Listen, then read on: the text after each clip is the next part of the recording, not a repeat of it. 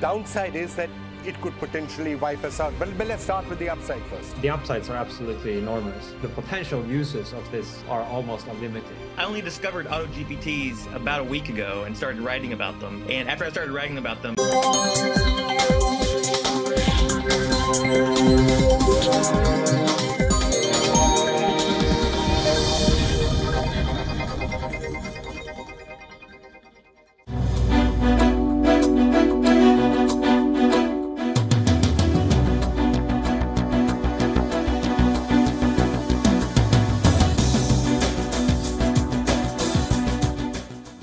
Hello and welcome to the West Asia Post. I'm your host Ghadi Francis, and this is our weekly show where we bring you all things new in one of the world's most volatile regions. Israeli strikes are escalating in Gaza. On the other hand, settler violence is on the rise in the West Bank. Russian President Vladimir Putin is on a rare visit to the region. We will discuss all this, but first let's take a quick look at what's making the headlines this week. Dozens of Palestinian men in Gaza have been detained and stripped down by Israeli forces. While IDF claims these are Hamas suspects, reports reveal that the men detained also include regional journalists and local shopkeepers. Israel's Prime Minister Benjamin Netanyahu warns Lebanon-based Hezbollah group against escalating the war, threatens to turn the Lebanese capital into Gaza. Lawmakers and human rights organizations in the UK and France call for sanctions against Israel as the war in Gaza and the West Bank settler violence escalate. After years of strained relationship between Turkey and Greece, President Erdogan meets Greek Prime Minister, calls it normal for brothers to have misunderstandings. It has been 2 months since Israel started its offensive in Gaza. Thousands have been killed. Acres of land flattened. First it was the north. Now, southern Gaza has become an epicenter of devastation. With nowhere else to flee from the enclave, there remains one question to be asked again and again. Where will over 2 million Gazans go? Our next report tells you more.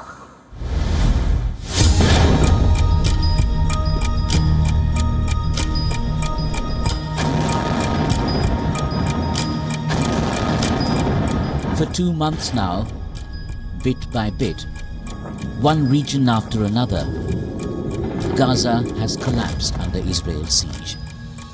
Every day, a new facet of horror dawns upon the strip, with no end in sight.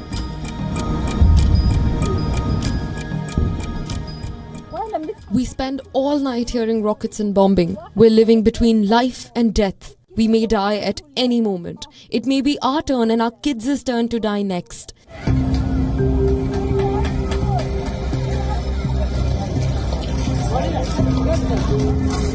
Palestinians are asking, when will it be enough for Israel? Is the country looking to prolong the war? More importantly, where will 2.3 million civilians run to next?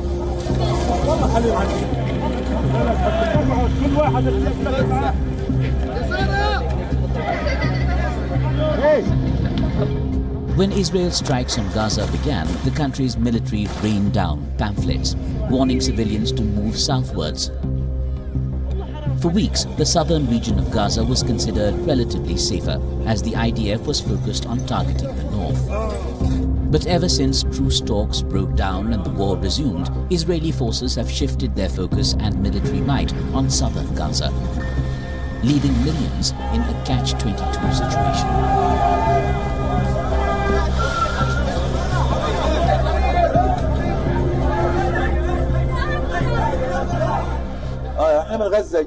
They told us to leave Gaza. There's a war in Gaza, so we left and came here to the south, just like they asked. But this is what we found in the south. What can we do? This is my son. He was born on the second day of the war, and we haven't been able to register his birth yet.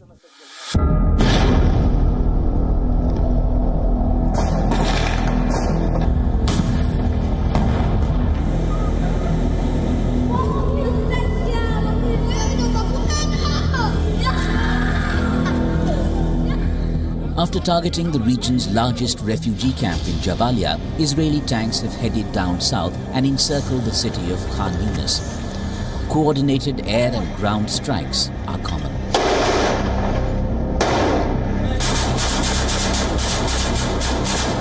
Hamas says that the IDF killed over 700 Palestinians within a span of 24 hours.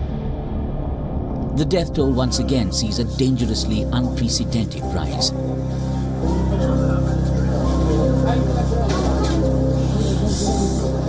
School and residential buildings, areas which were earlier designated as safe zones, have now become the new epicenter of destruction. As more and more Gazans try to flee the war as per instructions, Israeli forces are accused of bombing areas where it is sending the civilians.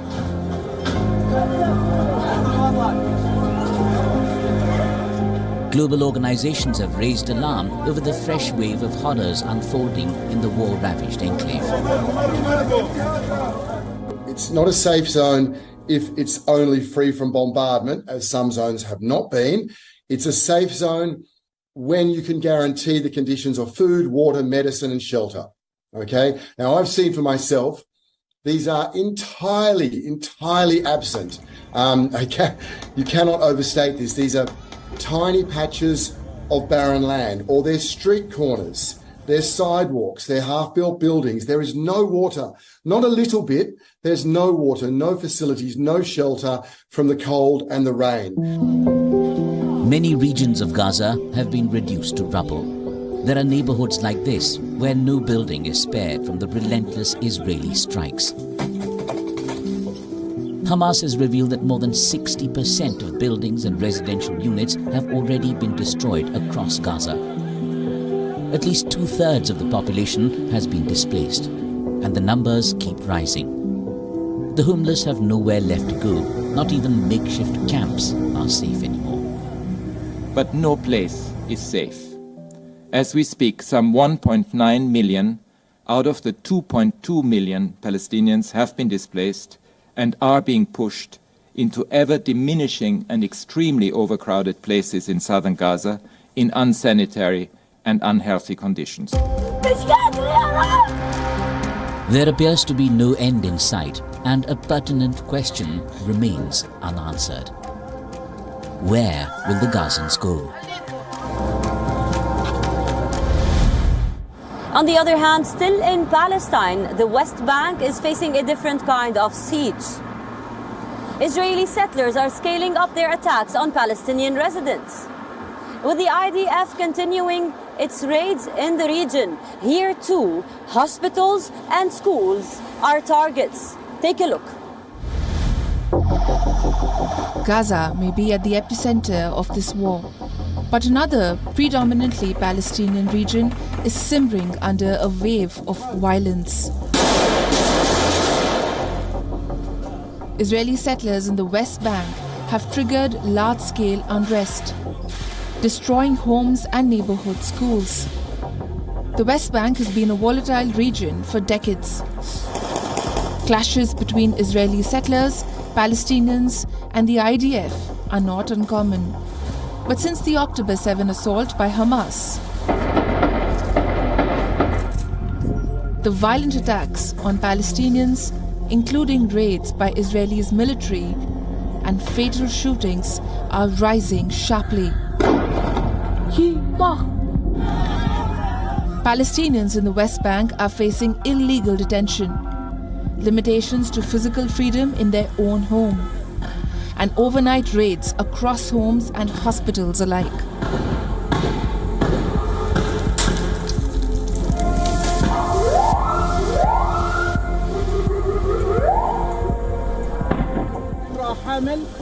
There is a pregnant woman and the occupation forces are stopping us. Until now, they are restricting us from moving.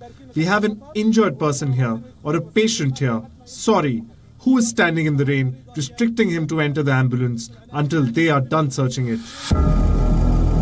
Such is the unprecedented rise in brutality against Palestinian residents that it has caught the eyes of Israel's close ally, US.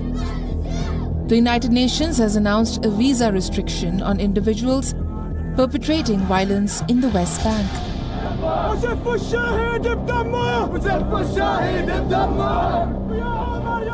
Today, as President Biden recently warned, the United States is taking action to address this escalating violence in the West Bank by implementing a new visa restriction policy under Section 212A3C of the Immigration and Nationality Act. Under this policy, the United States will pursue visa restrictions against individuals involved in or meaningfully contributing to the undermining of peace, security, or stability in the West Bank.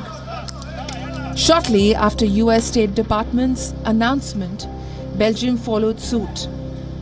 Prime Minister Alexander De Croo announced that violent Israeli settlers who attack Palestinians in the West Bank will be banned from the European nation. We should speak up if we want our voices to be credible. And it's not just words that count. Extremist settlers in the West Bank will be banned from entering Belgium. Day after day after day, funeral processions of Palestinians killed by Israeli settlers and military has become a common sight.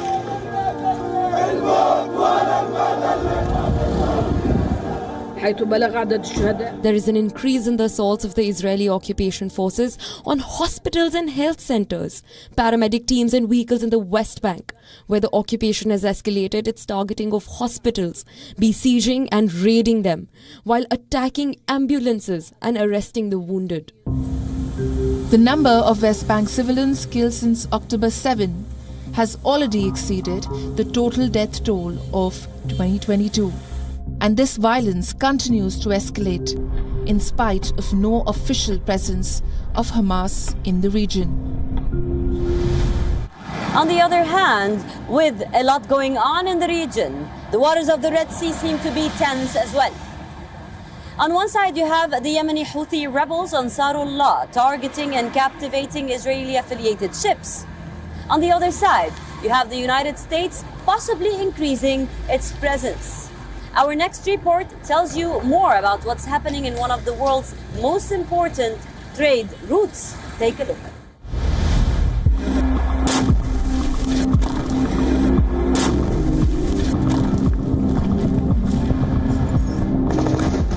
Beyond the battleground of Gaza and West Bank, the conflict has spilled over to the Red Sea. Ever since Israel declared a full-blown war on Hamas, the crucial maritime route is brimming with tension.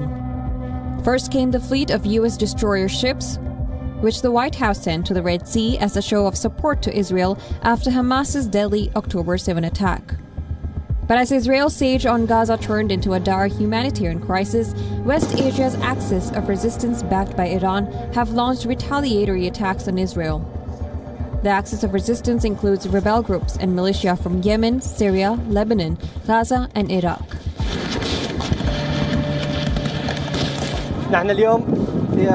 We will seize the Israeli ships in the Red Sea and at the Bab al-Mandab, and as the Mujahideen and the Sayyid, may Allah protect him, have vowed, 2 warships were hit yesterday at the Bab al-Mandab, and all this in defense of our brothers in Gaza and the children that are being struck and killed at hospitals and the women in their homes. Though geographically expansive, the Brotherhood has a common target, the Red Sea maritime route. It is a crucial trade passage for commercial vessels, tankers and cargo ships, which pass through the primarily Yemen-controlled Bab el-Mandeb Strait, out to the Gulf of Aden. The route is key to facilitate trade between West Asian countries. More importantly, the passage can impact 0 to 10% global fuel export if matters get worse. For the past month, Yemen's Houthi group has launched multiple strikes on Israel and targeted vessels in key shipping lanes as well. The rebels have also captured several private ships, including the Israeli ship Galaxy Leader. Houthis have now made the vessel a tourist attraction.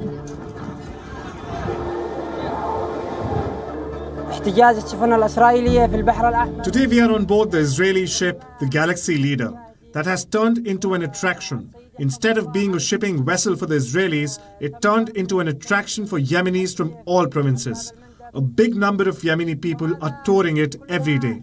Instead of going to parks and beaches, they are now visiting the Galaxy ship. In response to the attacks by militias supporting Hamas, US has decided to now establish a naval task force in the Red Sea. The group will be responsible for protecting and escorting private vessels across the passage. Washington's decision comes after weeks of warning Iran against enabling these sea strikes. This past weekend saw 4 attacks against 3 separate commercial vessels operating in international waters in the southern Red Sea. 3 vessels that are connected to 14 different nations, which goes to show you the extent to which this is truly a source of global concern and a threat to international peace and stability. We have every reason to believe that these attacks, while they were launched by the Houthis in Yemen, were fully enabled by Iran. As the strikes in Gaza intensify, the crucial Red Sea route remains tense. With potentially more naval fleet making its way into the rough waters, what remains is to be seen is if naval drills and exercises as a show of strength will become a common sight in this maritime region as well.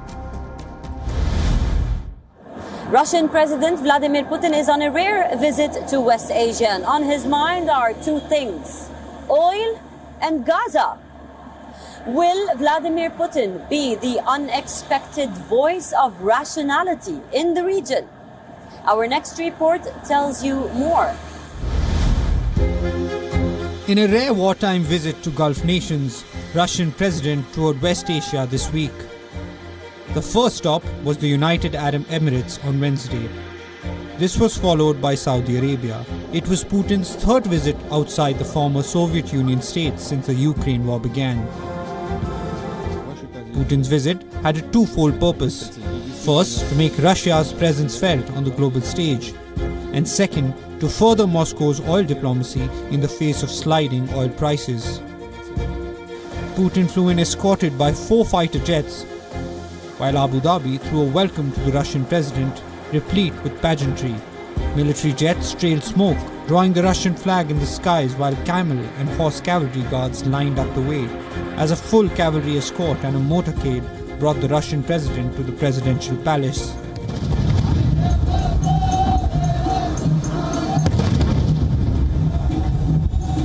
The UAE leader and Russian president held talks, focusing on 3 issues of energy cooperation, the conflict in West Asia and the Ukraine war. We are pleased to continue working with you on strengthening these relations and expanding areas of cooperation towards more growth and development in the coming period. Putin's delegation included top experts in oil, economy, foreign affairs officials and business. In his visit to Saudi Arabia, President Putin met the kingdom's Crown Prince Mohammed bin Salman to discuss oil supply cuts and the West Asia conflict. We share common interests and work together on many issues, on many topics, in the interest of Russia and the Kingdom of Saudi Arabia, as well as the Middle East and the world. During the past 7 years, we have achieved a lot in our bilateral cooperation. We have stable, good relations in politics, economy, humanitarian spheres. And of course, it's important for all of us to exchange our information and our views about what's happening in the region.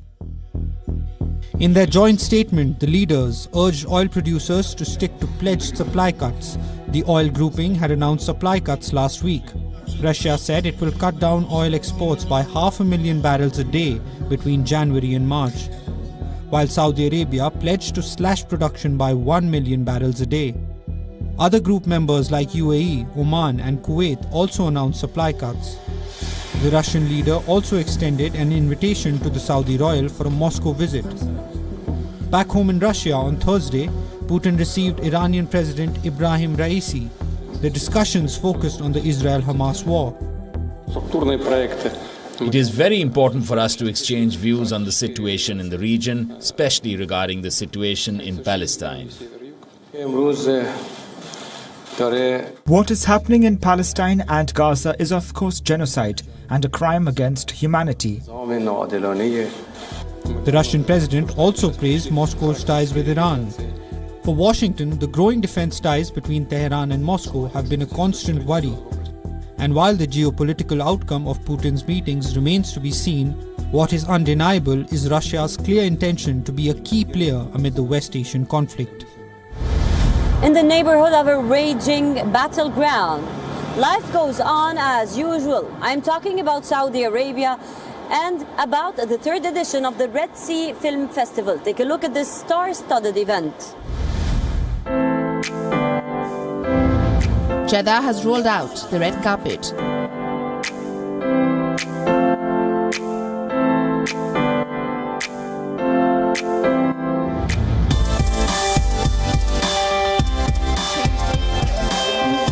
The third edition of the Red Sea International